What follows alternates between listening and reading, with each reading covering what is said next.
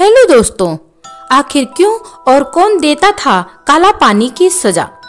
जिस जगह पर निकली थी हमारे जवानों की चीखें, जहां दी गई उन्हें सख्त से सख्त सजाएं, जहां बंद कर दिया गया उस आवाज को जो निकली थी भारत के पक्ष में, उन सजाओं को और जगहों को कहा जाता था काला पानी की सजा। जी हाँ दोस्तों, काला पानी की सजाएं और यातनाएं आज भी पूरी दुनिया में याद की जाती हैं। दोस्तों, ये सजाएं दरअसल एक जेल में दी जाती थीं, जो कि अंडमान और निकोबार की राजधानी पोर्ट ब्लेयर में स्थित है और इस जेल का नाम सेल्यूलर जेल है।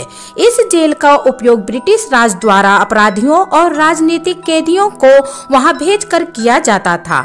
उस समय में जो भी भारत की स्वतंत्रता के लिए आवाज उठाता या कदम उठाता, उसे सेल्यूलर जेल में लाया जाता और कड़ी यातनाओं से उनको सताया जाता था।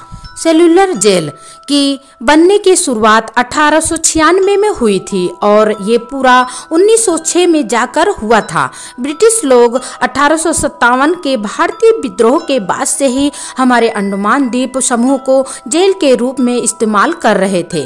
ब्रिटिश सरकार कैदियों को वहां ले जाकर कोयर कटवाते, उसमें से रेसे निकलवाते और फिर उनसे रस्सियां बनवाते। सबसे कठिन काम होता था तेल पीसना। बिना खाए पिए गर्मी में रोज हाथों से तेल पीसना।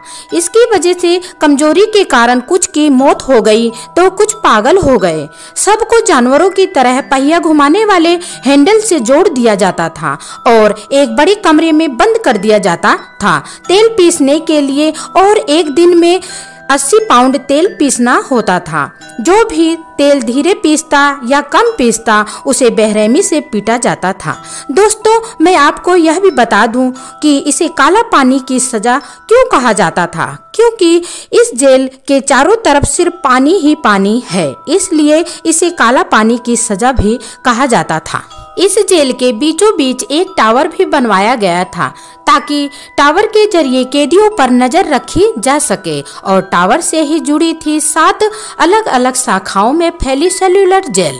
हर एक शाखा 3 मंजिल की बनवाई गई थी और इस पूरी जेल में 696 कमरे हैं ताकि कैदियों को अलग अलग रखा जा सके। ब्रिटिश लोग कैदियों को अलग इसलिए रखते थे ताकि वो कोई भागने का प्लान ना बना सके। अकेले रहते रहते उनकी मेंटलिटी हालत ठीक ना रहे। कुछ कैदियों ने वहां से भागने की बहुत कोशिश की थी, पर वे कभी भी भाग नहीं पाए और उन लोगों को बहुत बेदर्द तरीके से मारा गया और कुछ ने सजा पाने के डर से आत्महत्या कर ली।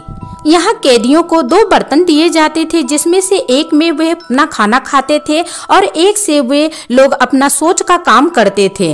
कैदियों को अलग अलग कमरों में रखा जाता था और चाहे सर्दी हो या गर्मी, नीचे जमीन पर ही उन्हें सोना पड़ता था। इस तरीके से ही ब्रिटिश सरकार ने हम पर शासन किया और हम पर जुर्म किया। जेल के अंदर काल कोठरियां भी बनी हैं, जहां से कैदी कई साल तक सूरज को नहीं देख पाते थे।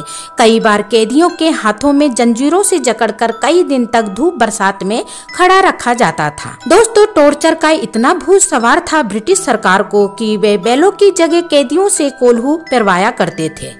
कैदी अगर ठीक से काम नहीं करते थे तो उन्हें बांधकर उन पर कोड़े बरसाए जाते थे।